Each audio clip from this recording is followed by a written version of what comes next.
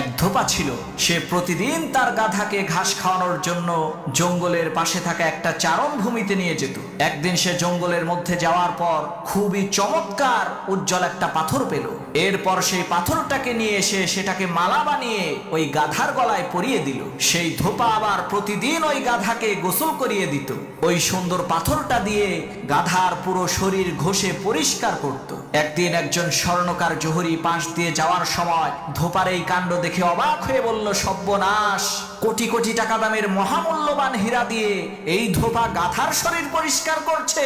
স্বর্ণকার জহুরি তো বুঝতে পেরেছে এই ধোপা তো জানেই না যে তার হাতে কোটি কোটি টাকা দামের হীরা রয়েছে। সে জানলে কি আর এত মহামূল্যবান হীরা দিয়ে গাধার শরীর পরিষ্কার করত?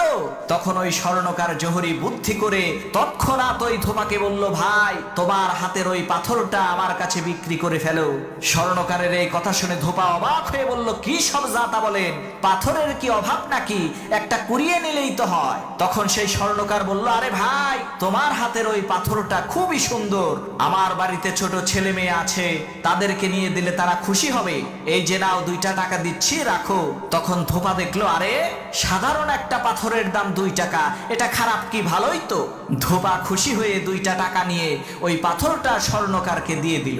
যখনই ওই পাথরটা স্বর্ণকার হাতে নিয়েছে তখন সাথে সাথে ওই পাথরটা টুকরো টুকরো হয়ে একেবারে পাউডার হয়ে গেল।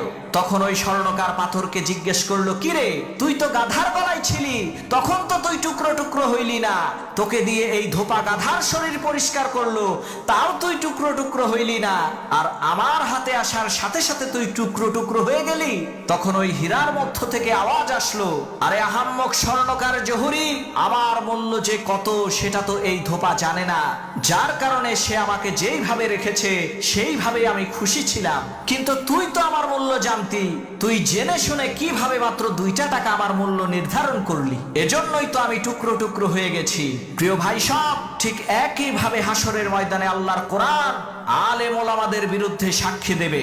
কোরআন বলবে, আরে আহাম্মক, সাধারণ মানুষ তো আমার মূল্য জানতো না, তুই তো জানতি, তুই তো আলেম ছিলি, তুই কেন আমাকে অবহেলা করলি, কেন তুই আমার অপব্যাখ্যা করলি।